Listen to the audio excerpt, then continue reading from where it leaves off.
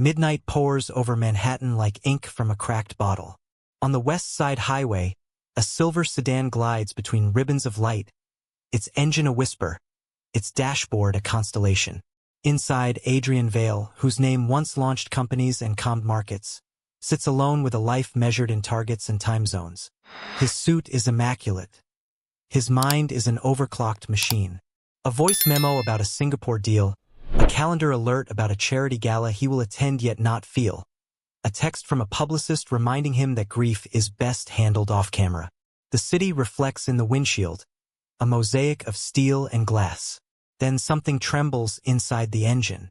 A cough, a hitch, the faintest oil-scented breath, until the whisper turns to silence. The car shudders and dies under the hulking shadow of an old iron bridge. Headlights dim to yellow, then to tired white. The night inhales. Adrian stares at the wheel as if money might coax the car back to life. He taps the ignition. Nothing. Battery strong, engine stubborn. He opens the door to a soft, needling rain. It halos the street lamps, silvering the empty lanes, lifting the sour scent of river and rust. Across the barrier, the Hudson glides black as polished stone. He calls the concierge line assigned to his level of clients. A measured voice promises assistance. 15 minutes, perhaps 20. He believes them because he has paid for such assurances. He leans on the car, collar up, counting his breaths against the rain. Somewhere high above the city, a siren smears red over the clouds. Behind him, footsteps approach, uneven, careful. Adrian turns, wary. A man stands at the edge of the rain's sheen, clothes layered like shed skins. Frayed jacket over a sweater that once held a shape. Boots that have memorized too many sidewalks. His beard is winter-thick though it is spring, and his skin is the brown of warm soil. In his eyes lives a steady, unstartled light, as if danger has long ago moved from possibility to memory. Between the stranger's feet, a dog presses close, ribs faint beneath a patchwork coat. The dog's left ear tips like a torn flag. He is smaller than his growl suggests, and loyal in the way of creatures who have had to choose their one person and never look away. "I can help," the stranger says, voice low, a rasp burnished by wind and hunger. "You're flooding the engine." Adrian's hand lingers at his phone, thumb resting on an unmade call to security. The rain stitches them into the same patch of night. "I appreciate it," he replies, crisp, controlled. "Roadside is on the way." "Roadside will tow," the man says. "But you want to leave tonight, yes? I can listen to it. Sometimes they just want to be heard." He approaches the hood as if approaching a skittish horse. "Engines." He clarifies with a half-smile that lands somewhere shy of humor and close to hope. "And people." Adrian glances at the dog, who watches like a quiet question. He recalls his father's hands, grease-black and gentle, coaxing an old Ford to life by ear. He remembers the last summer he saw those hands and how money could not buy more summers. That memory arrives like a footstep from a locked room and he hates it for its timing. "Fine," he says, before he can summon a refusal. "Be careful." The stranger nods to the dog. "Sable, stay." Then he lifts the hood and listens with his fingers. Certain valves, the stubborn belt, the place where the sound had coughed. He asks Adrian to turn the key for 3 seconds, then stop, then again. He listens like a musician tuning to a hidden pitch. "What's your name?" Adrian asks, impatience and curiosity tangled. "Malachi," the man says. "Most folks just say Mal." He shuts the hood halfway, rain ghosting off the metal. "She's not flooded. She's afraid." "Engines don't fear," Adrian replies, then wishes he hadn't cared enough to respond. Mal's mouth tilts. "Everything that moves can fear." He kneels to the bumper where rainwater beads like fallen pearls, pulls a folded rag from his pocket, and winds it around his hand. "Got a lullaby?" he asks, as if the question were not absurd. "A phrase you hum without thinking? Something from home?" Adrian manages a laugh that isn't one. "This is not." Mal hums anyway. Soft, unhurried. A melody with no words. something like an old church song remembered by someone who lost the church but kept the sky. The dog's ear quirks back to listen. The sound finds the bridge and glides along its ribs, wakes an echo beneath the highway's belly, and slips into the place where Adrian is a boy again. Lying under a workbench, watching boots and wheels and his father's hand turn a wrench to rhythm. Adrian hesitates, then turns the key. The engine flinches, sputters, settles at a wary idle. "You're kidding," he whispers to the night. "What did you do?" "Listened," Mal says, "and asked." He closes the hood with the care of closing a book. Rain softens. The dog shakes once and leans against Mal's leg. Adrian reaches for his wallet, something automatic about the gesture, a way to measure gratitude so it does not upend his day. Money has always been the appropriate closure. He draws out folded bills, crisp and sterile as a clinic. Mal does not extend his hand. "You're already paying the sky," he says, nodding toward the rain. "If you want to help, there's a shelter on 135th that didn't make budget for their boiler. If you know anyone who knows anyone, it's going to be a cold spring." The words are a simple bridge, practical, nearly indifferent, and still they steer the night in a different direction. Adrian clears his throat. He remembers a list of obligations, a meeting with his family office, a press interview where he will be asked about innovation's ability to solve the world. Yet the engine's hum is a living thing beside him, and the lullaby is still unwinding in his chest. "Get in," he says unexpectedly, surprising even himself. "I'll drive you to wherever you're going." Mal studies him. Trust is a currency overdue. He nods once, then looks down at Sable. "We ride quiet," he tells the dog, as if the dog were given to opinions. Sable hops into the back like a passenger with a favorite seat. They pull out into the revered night. In the side mirror, the bridge stands like a watchman. The car's heater lifts the cold from Mal's bones.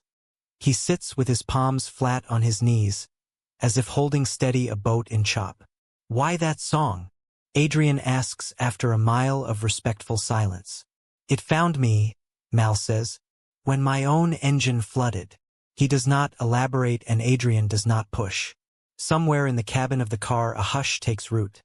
An unlikely peace, stitched of rain and running and the sense, faint as dawn's edge, that something has begun. The concierge line calls back to confirm a tow he no longer needs. Adrian thanks them without explaining. He drives with an unusual care, as if the lanes too could bruise. As they near an exit, Mal raises a hand. "Here's good," he says, indicating a quiet stretch where a church's stained glass keeps vigil in the dark. "We're safe with saints." Adrian pulls over. "I could." He does not know what word belongs after could. "Donate. Hire. Forget. If you need anything else." Mal opens the door and turns back. "If you hear that hum again," he says, "don't fight it with more noise. Breathe. Ask. Listen." "Engines," Adrian says, almost smiling. "Your heart?" Mal replies, and the dog gives a soft bark that sounds like agreement. Rain eases to mist. Mal lifts 2 fingers in a small salute and vanishes into the city. A man who has practiced leaving without removing his presence from the air. Adrian sits for a long minute, the car idling, the river moving, the lullaby leaving a trace like warm breath on cold glass. Before he drives away, he looks at his hands on the wheel and does not recognize them. They seem at once too clean and too empty. He whispers, to no one and to his engine and to whatever had just listened, "Thank you." The night answers with a wind that smells like rain and iron, and a strange, soft certainty that the road ahead has changed shape. Morning arrives with the quiet brutality of expensive silence. 21 floors above a city that lives loudly, Adrian's penthouse is calibrated to absorb sound, to keep the world at a curated distance. He makes coffee that tastes like compliance and stands in front of a wall of glass, watching his own reflection superimposed on the river. The night's lullaby feels like something he dreamed while falling, yet a trace of it lingers in the kitchen, as if the vented steam had learned a tune. He should be in Midtown by 8. He should brief the board at 10. He should say the sentence he has learned to say in a dozen forms, our advantage is inevitability. Instead, he finds himself searching 135th Street boiler shelter with a restless intensity that surprises him.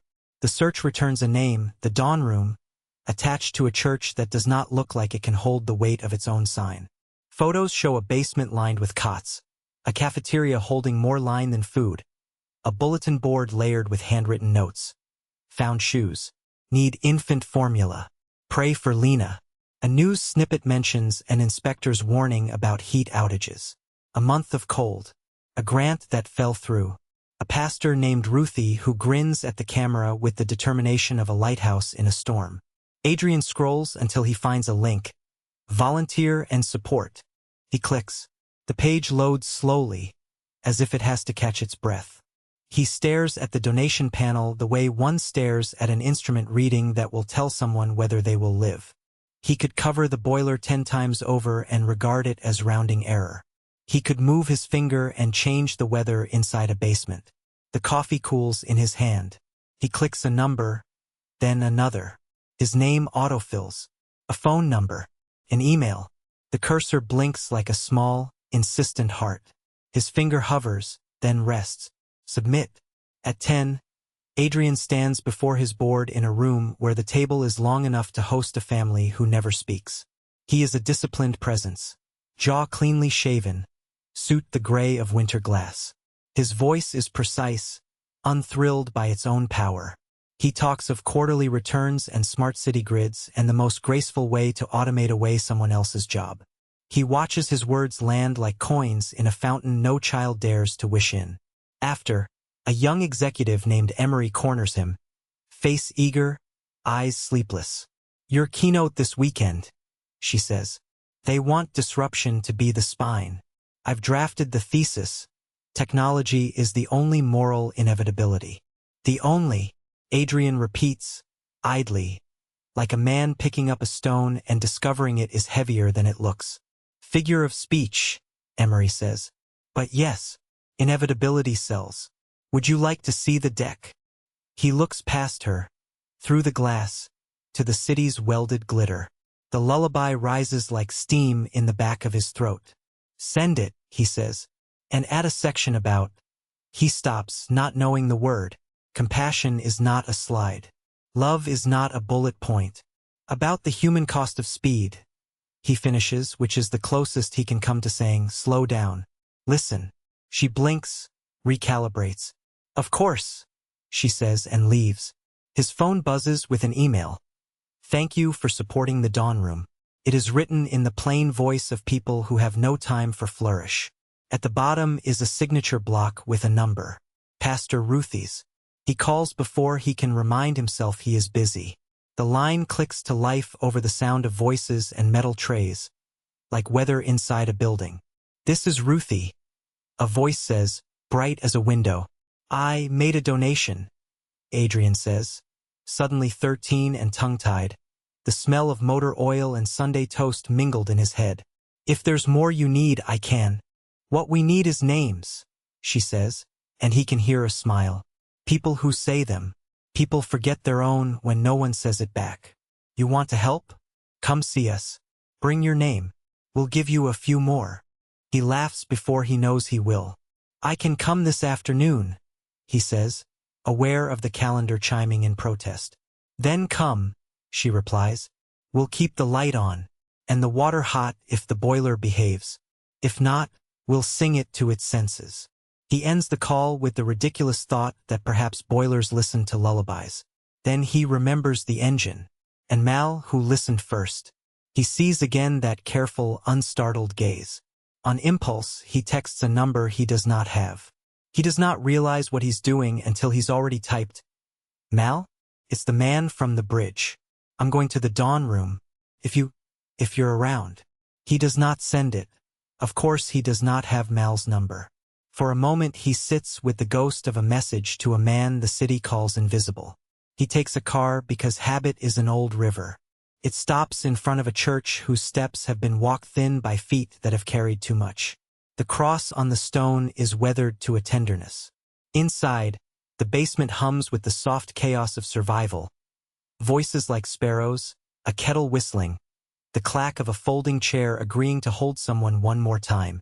He is an alien object there at first, a piece of sleek machinery delivered to the wrong address. Then Pastor Ruthie approaches, small and blazing, in a sweater the color of buttered corn.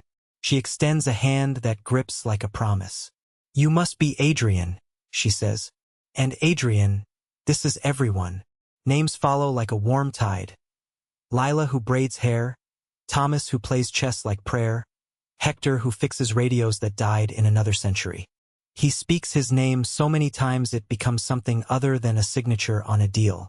It becomes a word that leads his face, his eyes, his yes. At a table near the boiler, Mal sits with Sable's chin resting on his knee. A volunteer tightens a valve with borrowed strength.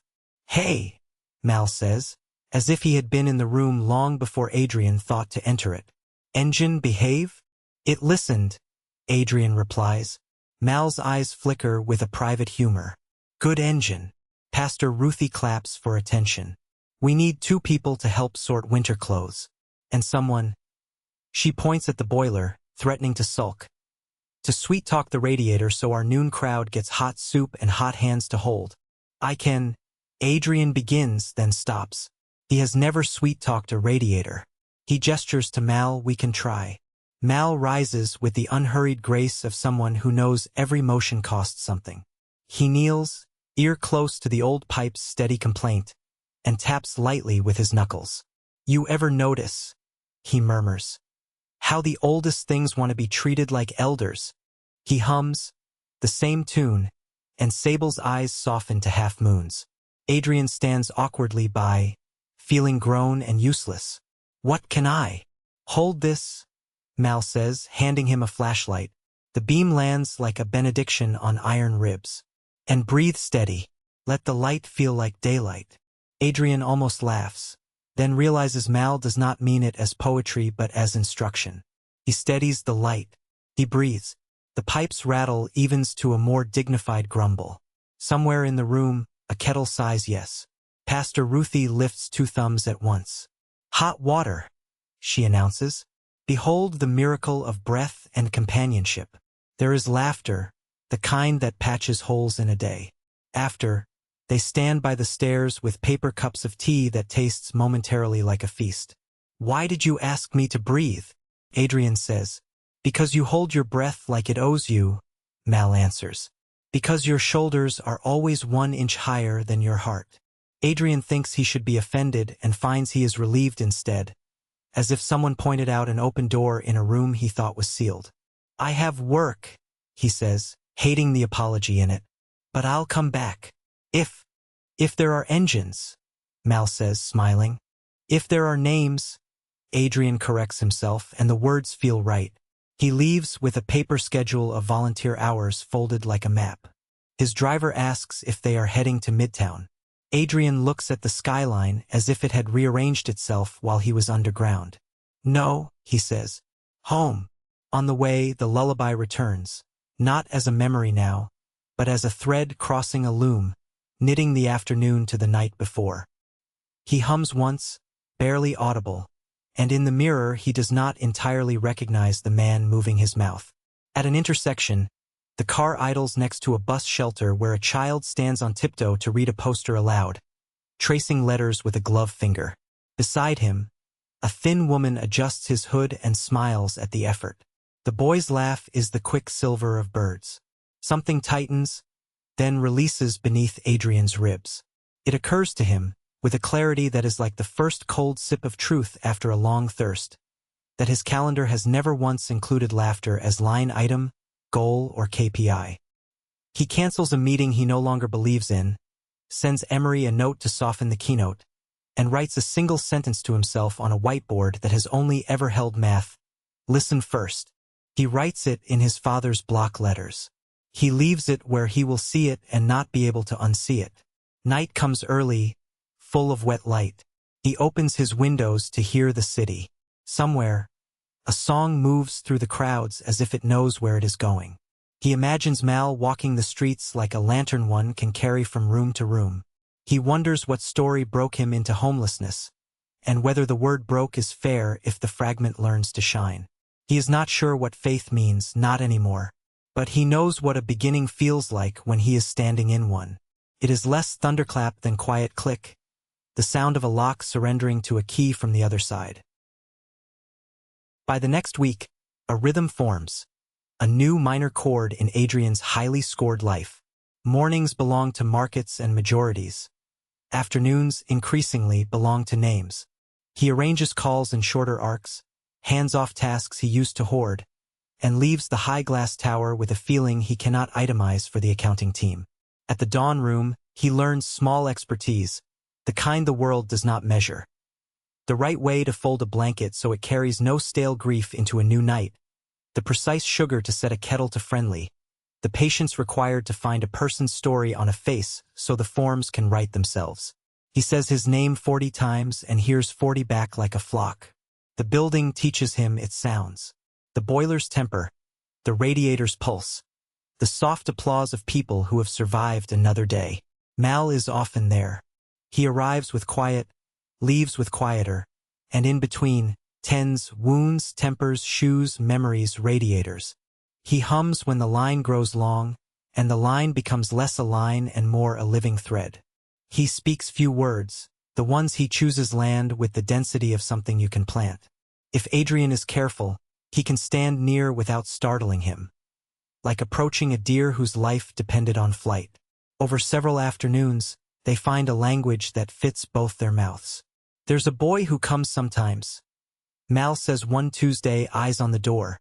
Jace, 11, likes chess and cartwheels. His mother's been sick.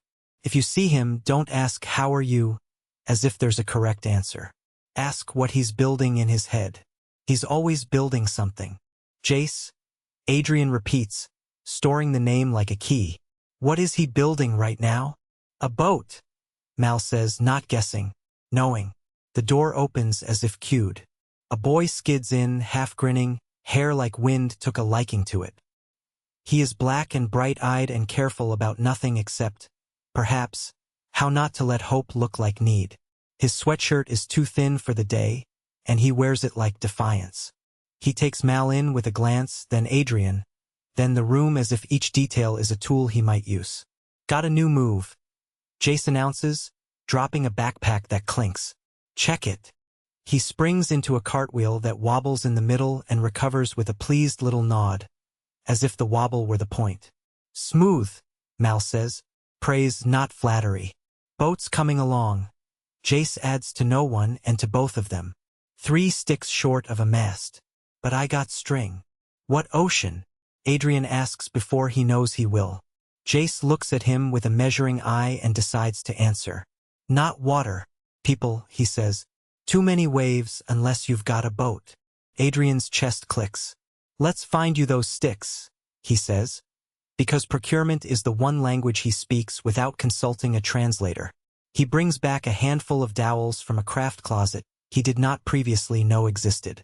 They are not quite the right size and exactly right. Jace grins approval. You're good at shopping, he declares, and Adrian accepts the compliment as if he'd been knighted. Over the following days, ordinary mercies gather like breadcrumbs. Adrian teaches Jace how to tie a tie, badly, and Jace shows Adrian how to throw a paper plane that remembers the wind. Mal watches, letting trust accrue at interest.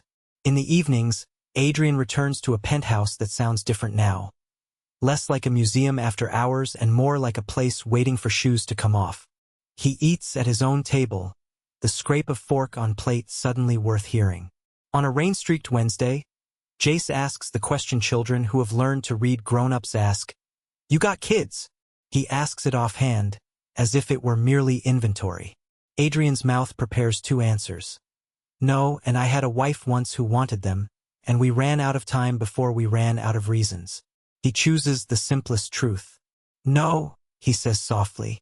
I don't. Me neither, Jace replies with theatrical gravity, then breaks into a grin. Just checking.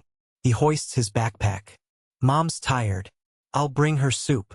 Tell her we're thinking of her. Pastor Ruthie calls. Tell her I'm praying she remembers her appetite. Jace salutes, serious again. She likes when you say her name, he tells Ruthie. Then he is gone, a wheeling bird. After he leaves, Mal's gaze keeps its place on the door. His mother's name is Imani, he says to Adrian. It means faith. I know, Adrian replies, surprising himself. He had learned it during a season when names came easily and meaning came later, if it came at all. He tastes the word again like something that never quite left his mouth. That evening, alone at his windows, he hums the lullaby without meaning to, softly at first, then louder, letting it find the corners and call them home. It carries the smell of heat and rain, the shape of a wrench turning, the image of a boy who builds boats against people's storms. The song follows him to sleep and stands watch. On Friday, word arrives that the keynote crowd expects fireworks. Emery texts him a reminder. Inevitability equals applause lines. Adrian texts back 3 words that leave his own hands hot. Maybe not inevitability. He knows he sounds like a man defying a tide with a teacup. He also knows what happens when an engine floods. The next day, the boiler sulks again. This time, the lullaby does not persuade at once. The line lengthens. The cold draws people closer into themselves like folding knives. Adrian kneels with Mal, she's afraid. Mal says again, and Adrian answers not with skepticism but with light, steady on metal. We're here, he says to the pipe, and hears himself say it also to the line, to the boy he used to be under a workbench, to a version of the future that never learned to laugh. The pipe concedes with a sigh. The kettle claps its lid. A cheer small as a heartbeat rises, genuine and grateful. Pastor Ruthie's eyes find Adrian over the steam and hold a blessing he cannot place among his assets. Later, Mal walks him up to the church's open door. The sky is the fragile blue that follows a hard rain. Across the street, a sparrow hurls itself from a branch and does not fall. That song, Adrian says. Where did you learn it? From a woman who believed Dawn was a person you could talk to, Mal says. She would sing it to air and machines and men who wouldn't listen to themselves. Sometimes it worked. Sometimes it didn't. That part wasn't her job. What was her job? To sing, Mal says simply. To tell the truth soft enough for it to get past teeth. He looks at Adrian like a man measuring whether a beam will hold. You can hear, you know. You've just been listening to the wrong things. Adrian nods once, accepting the verdict. He does not notice that in this hour he has stepped from the shore of usefulness to the first slick stones of love. Feels for now like ease after strain. Feels like breath regained. On a bright, brittle Sunday, Adrian breaks routine and brings the city home. He invites the Dawn Room to his penthouse in the only way that will not break the delicate logic of the place. One person at a time, in the quiet intervals where the building is not an audience. He asks Mal to come, not as a guest of honor but as someone who has keys to a door the owner does not know how to open. Mal declines twice and then says yes without fanfare. He arrives with Sable, whose paws click curiously on maple floors. Adrian half expects the apartment to reject the intrusion like a body rejects a transplant. Instead, the rooms hover, attentive, as if relieved to be asked to expand. The river, framed in glass, behaves like itself. The quiet is not threatened by the soft weight of new footsteps. It learns new echoes with shoes beside doorways, with Mal's hum skipping across high ceilings like a stone across a lake, with Sable's sigh when he chooses the rug as if it were a meadow. They do not tour. They inhabit. Mal stands in front of a photograph of Adrian and a woman with rain in her hair and light in her mouth. Your wife, he asks. Was, Adrian says. The word is a staircase with a missing step. Maya. He speaks her name into the apartment the way one tests the temperature of a bath with their wrist. Mal nods. She looks like the day the ocean remembers it is also sky, he says, and the sentence, impossible and true, fits the picture. Adrian opens a cabinet he has rarely used and produces bowls that have waited too long for soup. They eat simply, bread that tears softly, stew that forgives the tongue. After, Mal wanders the room as if listening for a seam. He stops near the piano no one has touched since the last party where touching it would have felt like a stunt. He rests his fingers on the wood, not to play but to greet. Do you sing? Adrian asks because the day has made that question sensible. I carry songs, Mal says. They sing me when they're ready. He hums, not the lullaby but a cousin to it, something with a turn in the middle that feels like a path around grief. The piano seems to lean forward to hear. The windows fog as if the room had exhaled. Adrian feels the melody find the places mapped by the first tune and then lay new threads. A breeze moves through the closed apartment. Undeniable but gentle, the sort that lifts curtains without asking the window for permission. It smells faintly of rain and warm stone and a flower Adrian cannot name, though he recognizes it the way one recognizes a forgotten letter in their own handwriting. Windows are closed, Adrian says, half to himself. Mal listens to the air like a man listening for God in a crowded train. Sometimes, he says, a house remembers its own draft. The draft deepens for a breath, curls around the piano like a cat, and warms the space where Maya's laughter used to stand. Adrian's eyes burn with a relief that frightens him. He blinks as if surfacing from a deep pool and finds the room the same, but not. He does not call it miracle, he calls it mercy. He does not decide whether mercy is scientific. He does not need to. They rest in the aftersound, which is its own music. When Jace arrives later with Pastor Ruthie to thank Adrian for a delivery of space heaters. You're not Santa, but you're like his logistics guy. The apartment welcomes his cartwheels. He nearly knocks a sculpture that cost the price of a small car. And Adrian laughs not because he is polite but because the near miss feels like someone opened a window in his chest. Nice view, Jace says, nose to glass. It's better with boats, Adrian replies. Everything is, Jace says sagely. Mom says the city is just a bunch of islands pretending they're one thing. He pulls away from the glass to show off a paper boat he has folded from a page of financial news. The headline bleeds numbers. The boat holds shape because his fingers insist. Where's your mother today? Adrian asks, folding tone into gentleness, as Mal had taught. Ask without implying there is a correct answer. She's resting, Jace says, and laughing at Pastor Ruthie's jokes. She laughs like it's a job. Means she's getting better. He weighs the boat in his hand, then leaves it on the wide sill where the draft strokes it once, approving. Leave it there, he instructs the river. So the skyline remembers it's just paper too. They play chess on a board Adrian bought because a magazine told him it was culture. The pieces feel better under Jace's quick fingers than they ever did under his own board guests. He loses happily twice, then wins and feels not triumph but a neat satisfaction, like lining up canned goods on a pantry shelf where someone will find them. Mal watches with a still smile, like a man who has placed a candle in a window and does not need to check if it is doing its work. At dusk, as Pastor Ruthie rises to go, the lights in the apartment fade for a bare instant. The thinnest flicker, like a blink. The building across the street blinks too. The river does not. In the pause, the lullaby finds itself without a voice to carry it, and yet it is there, unmistakable. A plain melody brushed in the air like chalk. Everyone hears it. No one names it right away. Jace whispers first, not in fear but in reverence. Mom hums that when she thinks I'm sleeping. His face turns to a window that reflects his own astonishment back at him. She says it is how daylight learned to walk. Pastor Ruthie lowers her coat again, thin hands trembling with delight. Well, she says to the room. Hello, daylight. Mal closes his eyes in acknowledgement, like a man tasting a remembered spice. Adrian's throat tightens to a point that is nearly pain. He has not wept since before the memorial service. Something in him yields with a soft, decisive sound, like ice underfoot choosing to become river. He nods once, to the room, to the draft, to the lullaby wherever it lives. Thank you, he says, and means it so fully that the word becomes prayer. They leave with night gentling the windows. After the elevator doors close, the apartment holds a hum for a time, then tucks it away as if placing fresh sheets in a clean closet.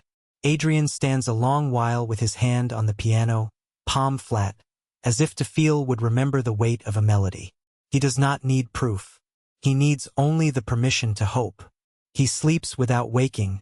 For the first time in so long he cannot summon a reference point. In his dream, he stands under the bridge again and hears an engine decide it is not alone. The next week breaks like a glass. It starts with a cough, a holdover of winter or a warning. Imani collapses in line at the clinic, not dramatically, not with the flare that earns attention, but in the small, terrifying way people fall when the body turns off lights in rooms it doesn't have permission to close. Jace rides the ambulance holding her hand, lips moving with a song like a moth smaller than sound. News travels through the dawn room like current through wire. Pastor Ruthie's phone buzzes. Mal leaves mid-sentence. Adrian receives a text from a number he does not know. Ruthie. Hospital. Imani. Come if you can. He is out of a meeting before it knows he left. St. Christopher's is a careful, bright building designed to make fear think it miscalculated. In the ICU, machines breathe with Imani, who wears the color of paper. Jace stands at the foot of the bed like a cork holding back the ocean. He does not cry because he has learned that tears are a soft target, and there is no syllable anyone can say to undo the reason. "Hey, Captain," Adrian says, reaching the boy's shoulder with 2 fingers so he does not startle. The nickname arrives honest, unforced. "She can hear you. She can hear the money too?" Jace snaps, voice brittle. "Because I think the money would like to say something smart right now." Adrian absorbs the blow, because it belongs to the moment and because it lands truer on him than on the air. "I wish it could," he says. "I brought everything I know and it keeps asking for the one thing I don't." "What's that?" Jace fires, because if this man says the wrong thing he will put him in the river with his beautiful watch. "Guarantee," Adrian says. "And my life is made of them." The boy's shoulders drop a degree, then another.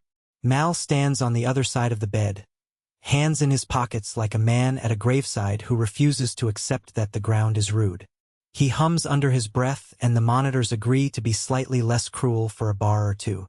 A physician with intelligent, tired eyes explains the situation. Infection layered over years of too little rest and too much survival. Ventilator to help until the lungs remember. A stack of ifs that tower like cold scaffolding over a small bed. "Can I stay?" Jace asks. The nurse nods, because this is not a movie and kindness is permitted. Pastor Ruthie stays too, knitting hope as if it were literal yarn. Mal does not leave even when he does, which is to say he sits in the hallway as if there were a tune the building had forgotten. Adrian stands at the window. Outside, the city continues to move as if it had no concept of pause. His hands feel like weapons of uselessness. He can accelerate a deal with a sentence. He cannot slow a fever with his whole name. He texts Emery, "Keynote cancelled." He writes the longer explanation to the board in his head and deletes it, because their approval is a currency for another pharmacy. He schedules a car to do nothing and cancels it before it arrives. He texts one line to Pastor Ruthie in the adjacent chair, "Please tell me what I can do." She squeezes his forearm with unexpected strength. "Sing," she whispers. "I don't." He begins, then stops. He knows one song. It has been riding the vent in his kitchen, sitting at his piano, opening and closing the night like a hospitality worker with infinite patience. He opens his mouth and the melody steps out like a guest who knew where the cups were. Quiet first, because Jace's anger deserves not to be drowned, then clearer. He sings badly and purely, like a man following a hand through dark water. The monitors do not change from red to roses. The doctors do not shout a miracle. The lights do not dim for emphasis. But Jace lifts his head, suspicious, and then his lips join. Small and sure, singing the line his mother taught him that he pretended not to need. Pastor Ruthie's knitting pauses. She hums too, low and strong, the alto of a woman who has conceded nothing essential to weather. Mal's eyes close as if he were counting the steps of a returning friend. Imani's hand moves. Not a grasp, not yet, but a drift toward the sound like a leaf making a decision in a stream. The nurse murmurs. Sometimes they hear. In the tone of someone who has learned to be cautious with hope. Sometimes. The word hangs like a sun through cloud. The door opens on a different kind of weather. A woman in a suit introduces herself from Child Protective Services. Voice kind but firm. Someone reported a child in the ICU unaccompanied by legal guardians. There are forms. There may be a temporary placement. It is standard. It is procedure. It is not, she is obligated to add, her fault.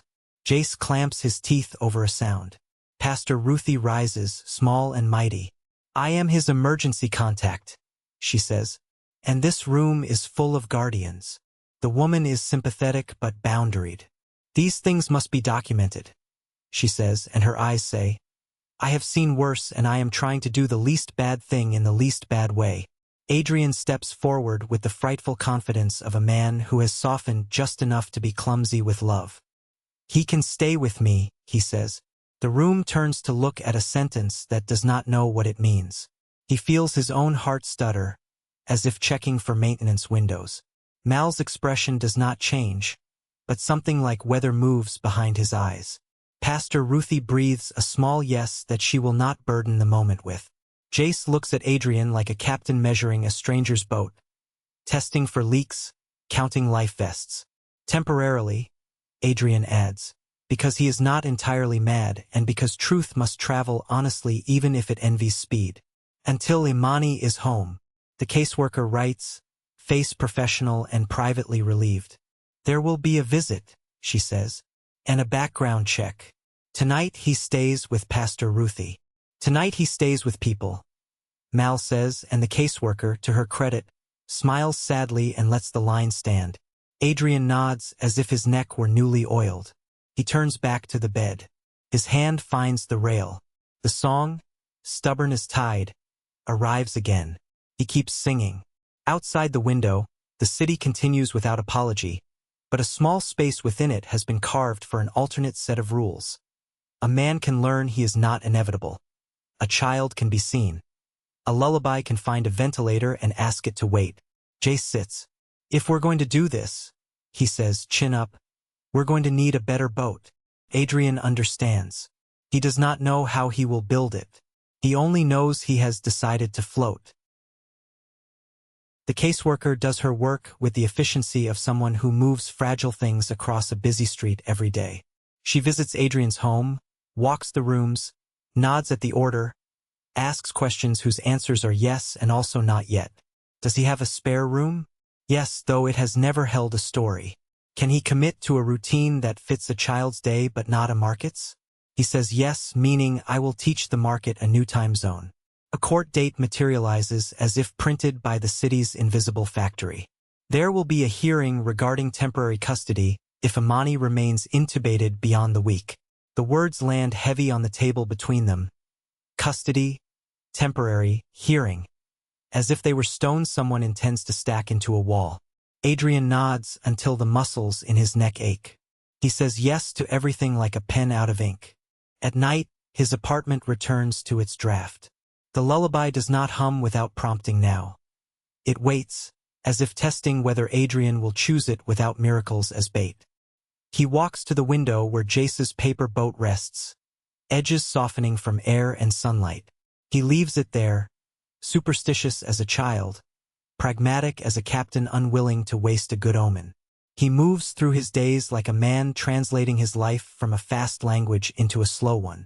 He attends one meeting and cancels two. He signs a document with money equal to a small city's annual wish list and does not feel the usual dopamine trickle. He reads about infection cycles while his employees discuss happiness indexes and does not laugh when the irony raises its hand.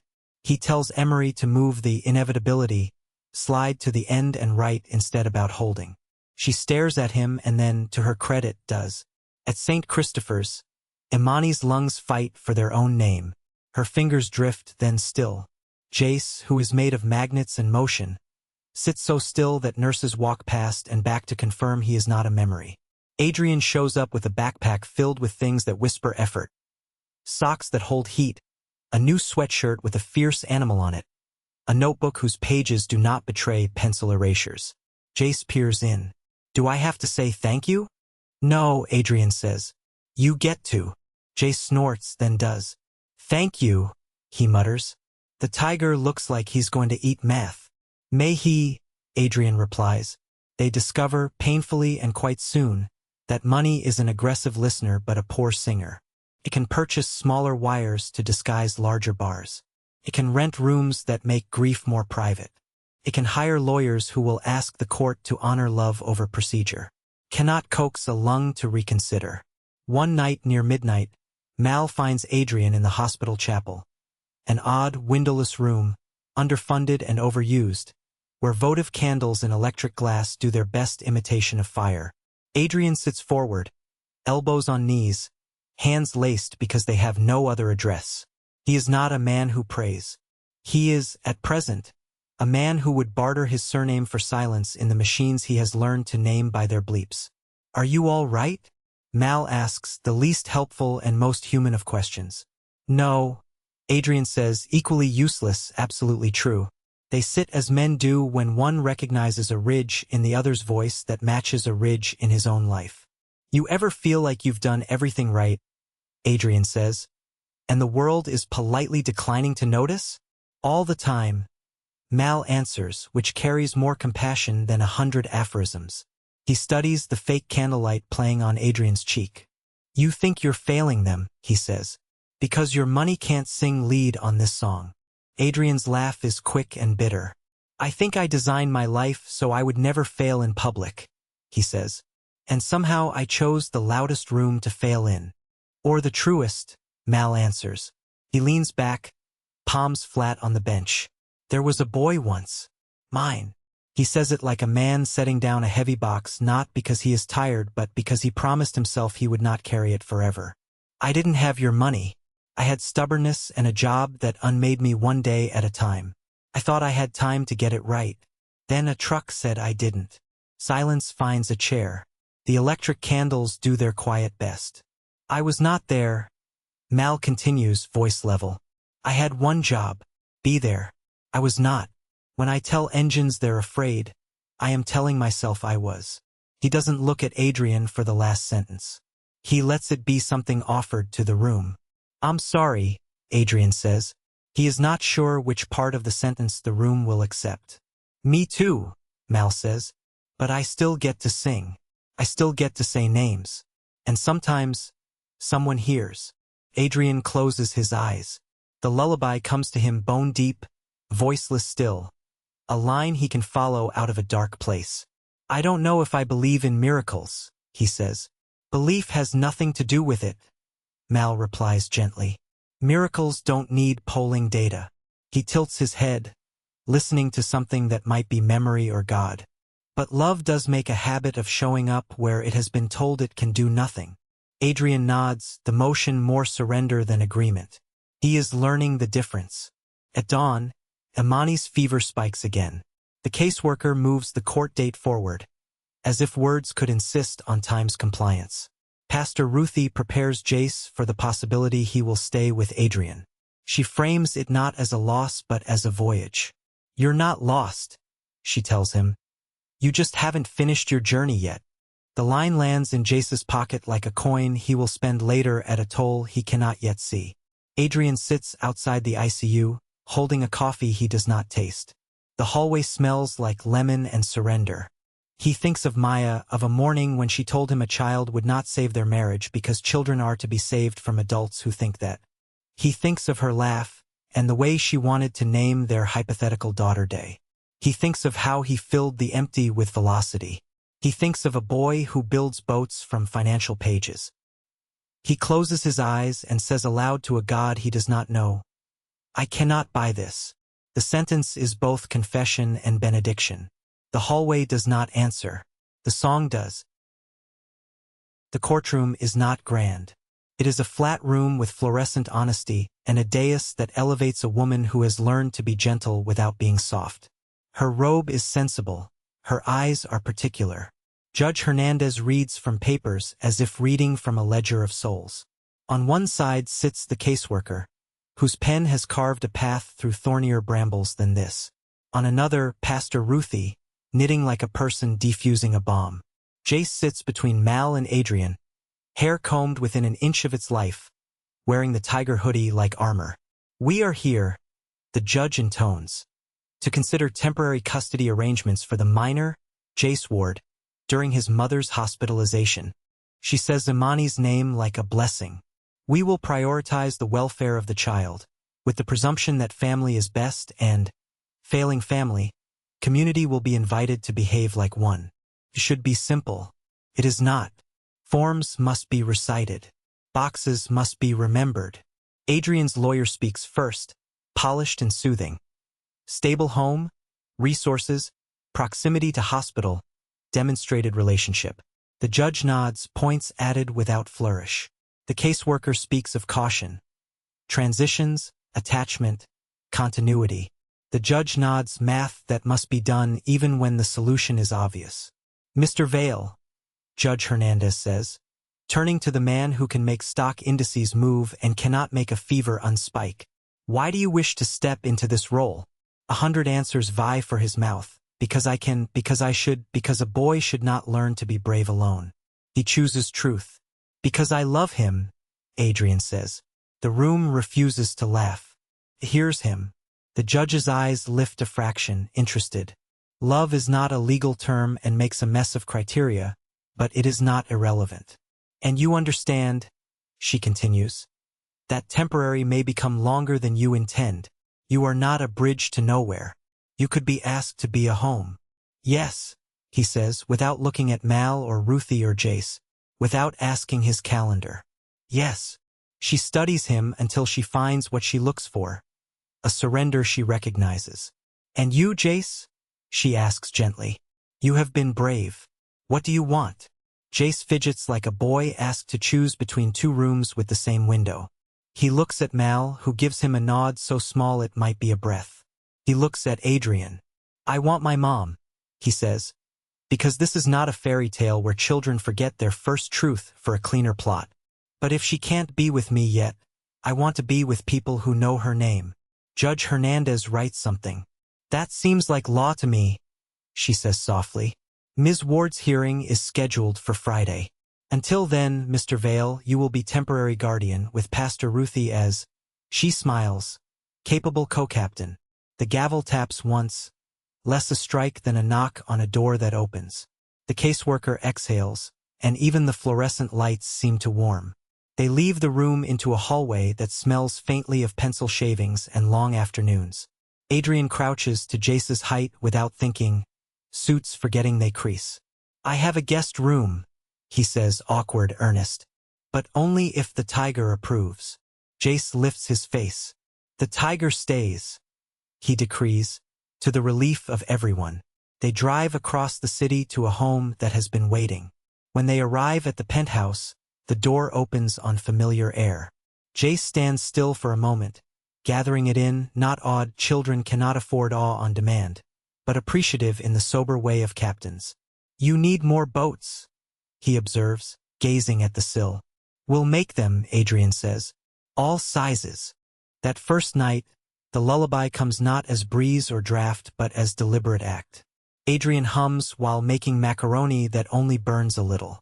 Jace hums back between mouthfuls. The apartment rests into the sound, remembering. When bedtime arrives, a negotiation among equals.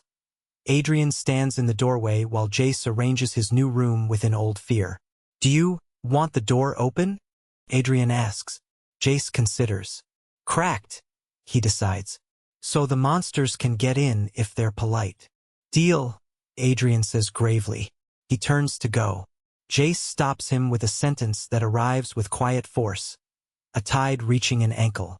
Can I call you something? The boy asks. Adrian's heart misses, then finds a step. He knows the possible words.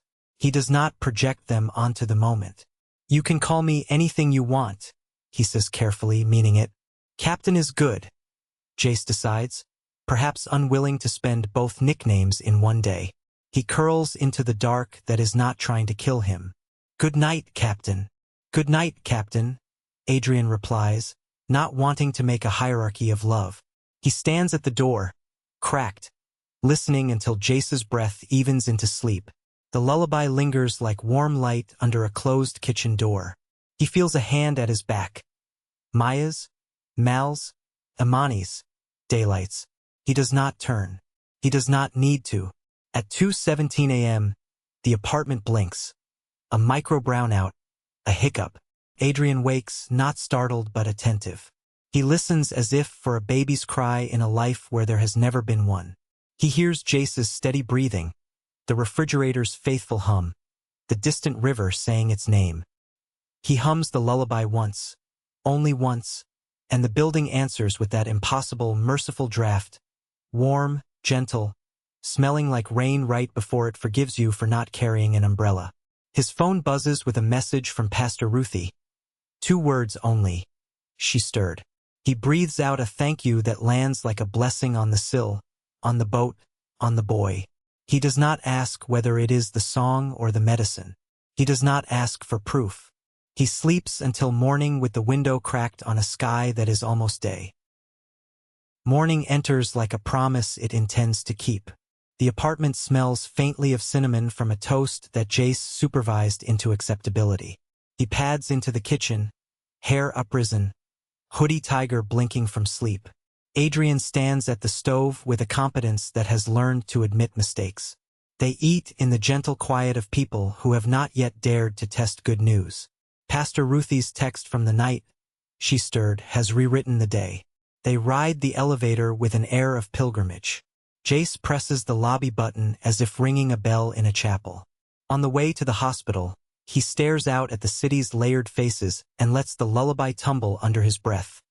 The way one rolls a smooth stone in their palm. St. Christopher's is awake. Inside, Imani's room holds a new kind of silence, less like surrender and more like a held breath before a name. Her eyes are closed. Her mouth is relaxed. The machines speak softer.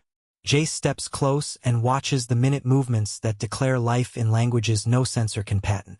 Adrian stands by the window with his uselessly expensive hands in the pockets of his perfectly compromised suit. She hears you, the nurse says, familiar now, fond. Not always like stories think, but the body listens. Pastor Ruthie arrives carrying a thermos and 2 small oranges, which she peels with the ceremony of communion. Let's sing the sun up, she whispers. Mal finds his place at the foot of the bed and lays a hand on the rail the way one might lay a hand on a friend's shoulder when words are rude intrusions. Jace begins, not loudly, not bravely, but with the surety of a boy who has no more time to pretend he is not scared. The lullaby unfolds, those few bars with the turn in the middle that always feels like a path around something. Pastor Ruthie joins, alto anchoring the room. Adrian picks up the thread, rough as a rope, steady as one too. Mal hums the counterline that sounds like the moon agreeing with the tide. Imani's eyelids tremble. Her fingers lift, pause, drift. Then her mouth shapes a word without air, Jace. She does not say it. She makes the shape of saying it, which is sometimes all a body needs to remember how.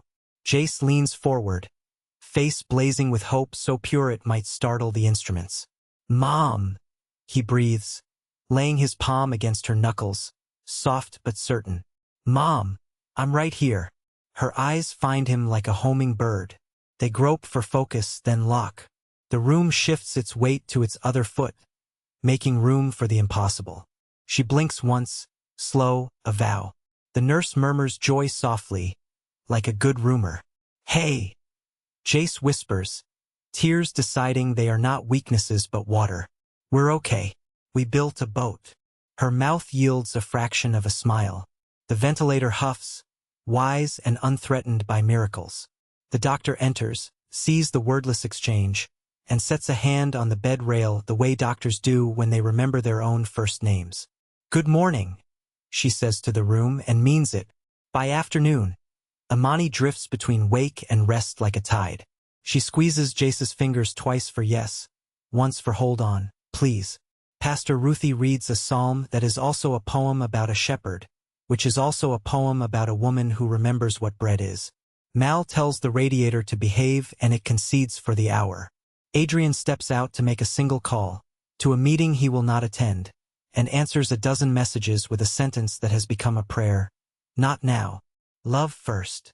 On the second day, Imani's voice returns as a thread that will not be forced. Jace, she rasps, the name both weight and wing. He lays his head on the mattress, victory and relief and fear jostling for space in a boy's small chest. You okay? Better than math. he answers, which makes her smile again. He looks up at Adrian as if remembering a step in a ritual. This is Adrian, she finishes, eyes sliding to him with a softness that understands more than the room has had time to say. You're the one who listens. He swallows. I'm trying. Keep trying, she whispers. Boats don't build themselves. When the caseworker arrives with her folder of contingencies, she finds a room in which the law is both present and outmatched by love's practicalities. Temporary custody continues until Imani can carry her days without a machine's hand at her back. Everyone nods, and the nods mean different things that do not argue. Days become a small village. Adrian and Jace fall into an orbit that makes sense. Mornings with cereal and jokes about the tiger's dietary preferences. Afternoons at the dawn room where Jace holds the attention of toddlers with paper boats that float in aluminum pans. Evenings with hospital lights that insist on fatigue just to make the relief possible. Mal appears and disappears with the weather, showing up when pipes sulk or spirits do. Sable stations himself under Jace's chair as if the boy were a lighthouse. One evening, as the city strings its lights like beads, Imani asks, "What happens if my body stays tired?" The room refuses to decorate the question with denial. Silence kneels beside the bed. She looks at Jace, then at Adrian. "I want him where the singing is." "We'll do what you want," Pastor Ruthie says, voice a low river. Imani nods. "I want him to finish his journey," she whispers. Echo carrying back from the day she first said it to him in a shelter line. "I want him to know his name in rooms that forgot their own." 3 weeks later, in a morning so gentle it scarcely qualifies as morning and more as a held note, Imani slides from the ventilator to breath assisted by soft devices that look like oversized hands cupping a fragile flame. She tires quickly. She laughs often. She asks for stories. She hums the lullaby and lets others carry it when the line grows steep. The hearing for extended guardianship is scheduled, then delayed, then arrives as if it had been waiting for a song to end. Judge Hernandez looks over the updates. Clinical notes honest as weather, a caseworker's report written in the grammar of care, community letters that read less like testimony and more like a choir. "Ms. Ward," the judge says kindly to the woman whose strength is now a thread, "do you understand the terms?" Imani's voice is thin but unswervable. "I do," she says. "I want my boy held by people who say his name like a promise." The gavel does its small job again. The papers pass hand to hand with the gravity of sacrament. Adrian does not weep there. He waits until the elevator mirrors him back to himself and then allows his face to be unremarkably human. That afternoon, he and Jace return to the penthouse with a backpack and a determination. They stand at the window where the river writes itself in light. Jace positions the original paper boat next to 20 new ones arrayed by size. "Fleet," he announces. "In case of storm." "Storms respect engineering," Adrian replies. "Storms respect choirs." Jace counters and hums, and the room answers with a draft that smells like rain about to become garden. They let it be miracle or mercy or physics or all three and simply accept that love has made a habit of arriving on time. Months later, autumn drapes the city in a color that makes brick look honest. The dawn room has a new boiler that behaves like it thanked every hand that installed it. Its cafeteria hums with the complex joy of relief. Its bulletin board holds a map of kindness with pins where it hurt and where it healed. Above the stairs, a modest sign carved by community hands reads, "Daylight House. A place to remember names." The O of house is a small sun, stitched in by Jace with the stubborn concentration of a boy who knows symbols are anchors. In the basement, a workshop has taken root. Children fold boats and birds from newsprint and flyers and legal documents that have finished their work. Mal oversees the radiators and the rhythm section. Kettles, taps, small polite machines that require attention and gratitude. He is listed on a corkboard as facilities whisperer.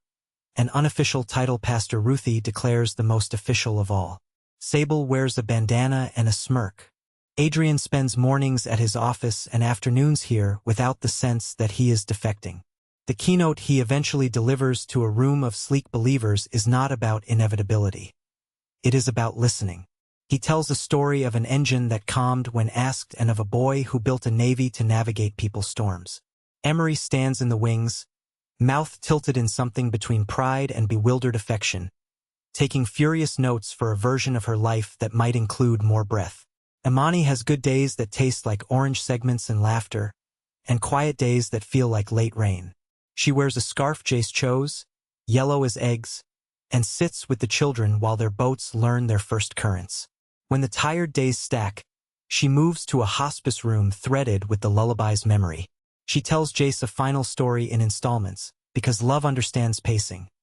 A boy who came to a city that tried to be one island and made it many rooms instead. "You're not lost," she says again at the doorway of sleep. "You just haven't finished your journey."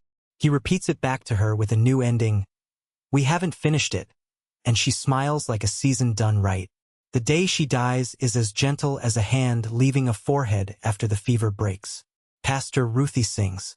Mal hums.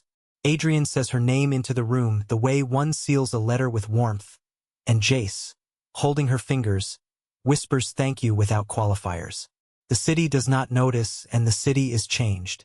They hold the memorial under a row of cherry trees that refuse to wait for a perfect calendar. Pink drifts over dark coats, and the sidewalk becomes a temporary carpet for grief to walk without stumbling. People speak Imani's name, each adding a syllable of meaning. Mother, fighter, laugher, singer, teacher of boats and boys and billionaires how to breathe. Jace reads a note that is mostly pictures, a tiger, a boat, a sun with legs labeled daylight. He is taller and not yet. He is brave and not obliged to be. After, back at the dawn room, they unveil the small plaque over the workshop door. Imani's fleet, built of paper, sailed by faith. The room cheers in the pitch that makes walls stronger. That evening, from the penthouse, Adrian and Jace watch the river loosen the city's grip on itself. They light a candle for Maya and one for Imani and set them in bowls of water, not to send them away but to let them float in place like stars on vacation. They hum, and the hum invites the draft, and the draft carries the tune through the rooms and down the hall where a guest room is no longer a spare but a story asleep. On his office whiteboard, the sentence remains, "Listen first." Beneath it, in a different hand, Jace's blocky insistence. Someone has added, "Then sing." At the edge of winter, a soft dawn event opens Daylight House's newest room, a quiet space with chairs that agree to hold anyone.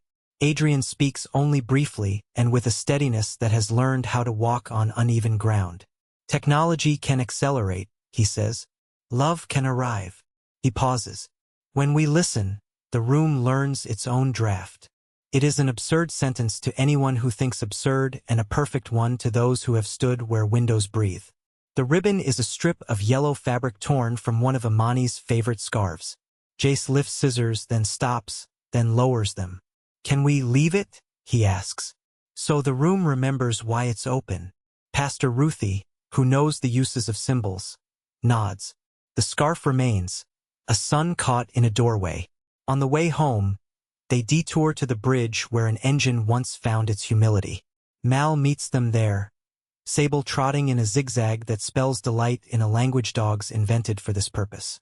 They lean against the railing, 3 figures and a 4th who counts as 2, watching fairies score the river with white. The wind smells like iron and forgiveness. Jace launches a paper boat with practiced reverence.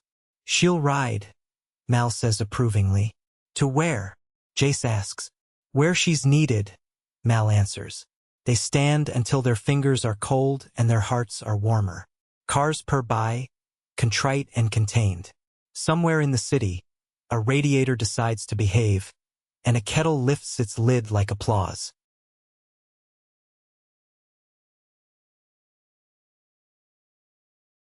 Some stories it is enough to tell. Some require you to stand under a bridge at midnight with rain stitching the dark and listen for the small, stubborn melody that is trying to find your throat. This was that kind. A man who could by the sky learned that engines and hearts do not take orders. They accept invitations. A boy who built boats out of bad news taught a tower of glass that fleets can be folded from ordinary courage. A mother named for faith reminded a courtroom that love's jurisdiction is larger than any docket. A pastor and a wanderer and a dog rewired a building with breath and patient hands. And a lullaby. A tune so humble it hides inside kettles and radiators and drafts. Became a bridge between worlds that believed they had nothing to say to each other. What changed the city was not wealth's swift certainty or technology's elegant speed. Those did their work, and they will again. What changed the city was truth spoken softly enough to get past teeth. Faith walked not as argument but as presence. Love practiced as a habit until it became the room's air. If you look for proof, you will find paperwork and plaques and boilers that purr. If you listen for proof, you will hear a melody moving through windows that never quite learned how to close. You will see a boy set a paper boat on the river and a man beside him who no longer mistakes silence for strength. You will find a house named for daylight, bright at impossible hours, where names are said like promises and ordinary miracles are treated with the seriousness owed to oxygen. The world will go on printing headlines and counting victories in currencies that can be folded. But the greatest legacy is the one that cannot be deposited. A legacy that moves from voice to ear to breath, from hand to hand, from lullaby to life. It is a legacy built of the choices we make at night when no one is applauding, the decisions to hum anyway, to hold steady light over trembling metal, to call a child by a name that points him home. Remember this, if nothing else. Love does not always make the wind. More often, it teaches us how to open the window. And when we open it, even a quiet room can remember its own draft, and a life designed for inevitability can learn to sing. Listen first, then sing. And when you sing, let your song be an invitation, so that engines might confess their fear, boats might find their water, and strangers might become family under the patient, healing light of day.